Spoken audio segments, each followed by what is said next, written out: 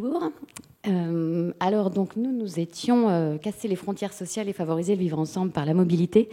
Et avant ça, je voudrais dire un tout petit mot sur notre présence à toutes les deux pour cette restitution qu'on a voulu, pour l'animation de l'atelier et pour la restitution, qu'on a voulu parce que le sujet qui était le nôtre est éminemment RSE, mais c'est aussi un champ d'opportunité pour innovation. Donc voilà, je pense que l'un ne va pas sans l'autre.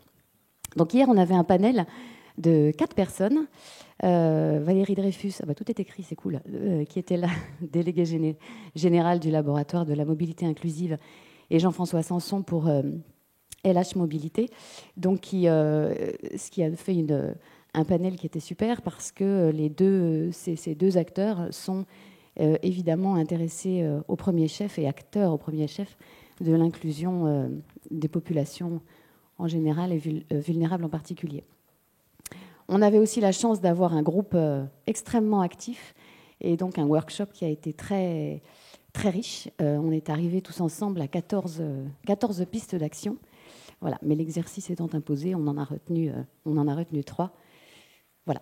Après cette petite introduction, à toi pour les 2 premières. Oui. Donc alors, la première proposition sur laquelle on s'est arrêté pour favoriser le lien social et le vivre ensemble par la mobilité, il s'agirait de développer l'apprentissage de la mobilité. Vous en avez sûrement fait l'expérience. La mobilité n'est pas innée. On ne naît pas avec, elle s'apprend, il y a des codes particuliers. Et le fait qu'elle ne soit pas innée fait que finalement, certaines personnes se mettent des barrières qui font qu'on arrive parfois à un phénomène d'assignation à résidence. On a du mal à sortir de son quartier. Parce que d'une part, on ne maîtrise pas les transports, on ne sait pas lire un plan, on ne sait pas comment ça fonctionne et ça génère de la peur, ça génère du stress.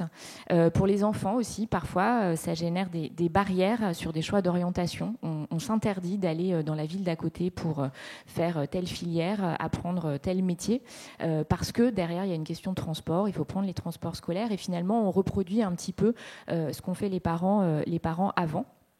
Et donc, ce qu'on souhaite proposer, c'est que dès le plus jeune âge, finalement, on ait des interventions dans les écoles pour faire en sorte que les enfants puissent apprendre la mobilité et plus largement apprendre à découvrir le territoire sur lequel ils vivent, le quartier dans lequel ils évoluent chaque jour et apprendre à découvrir le monde, apprendre à découvrir les autres parce que c'est aussi à travers la mobilité qu'on découvre les autres.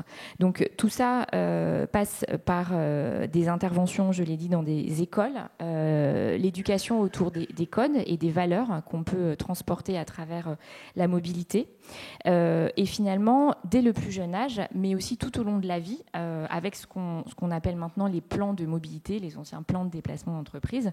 Toutes les entreprises vont être obligées de développer des actions en faveur de la mobilité et finalement le lien entre l'apprentissage de la mobilité dès le plus jeune âge et tout au long de la vie aussi à travers les entreprises, les services de ressources humaines pour développer la mobilité, le lien social sur les territoires.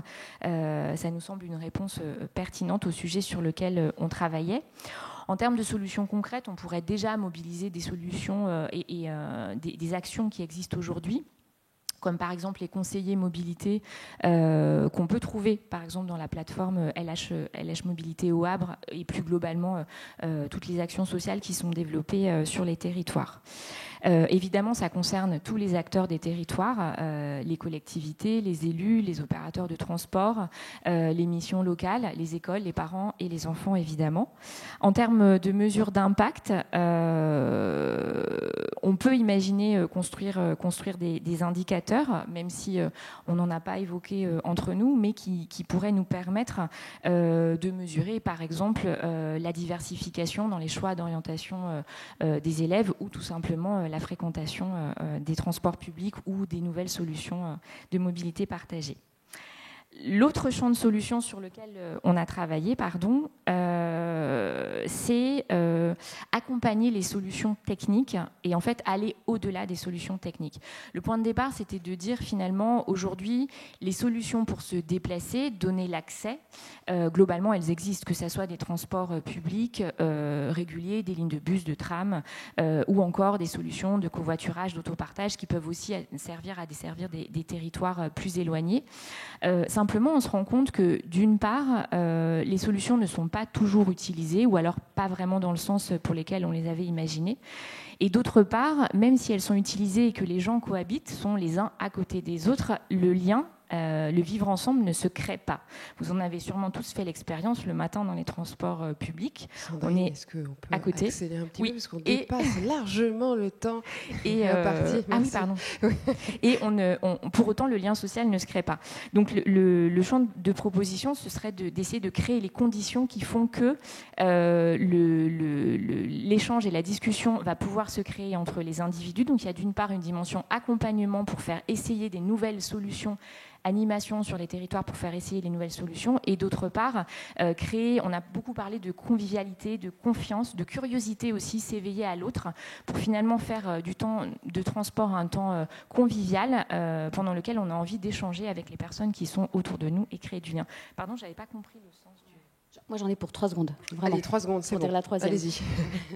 Le troisième champ d'action qu'on a identifié hier, c'est pour le coup tout ce qui tourne autour d'un changement de modèle d'organisation, de gouvernance et de financement de la mobilité. Voilà. Donc très rapidement, c'est toutes ces actions qui existent sur les territoires, tous ces acteurs qui sont déjà là. Il faut que dans les cahiers des charges qui sont les nôtres, décidés par les collectivités locales, elles soient inscrites dedans. Tous ces partenariats, tous ces écosystèmes qui existent, encore une fois, il faut qu'ils soient aussi mis en valeur et identifiés, et qu'on puisse voir le champ de tous ceux qui contribuent en fait à faire une mobilité inclusive sur un territoire. Et enfin, en matière de valorisation, eh bien, il faut que cette performance liée à l'impact social, elle soit matérialisée, elle soit définie en impact de mesure, et que la valeur réelle qui est produite puisse être prise en compte. Merci à toutes les deux. Merci.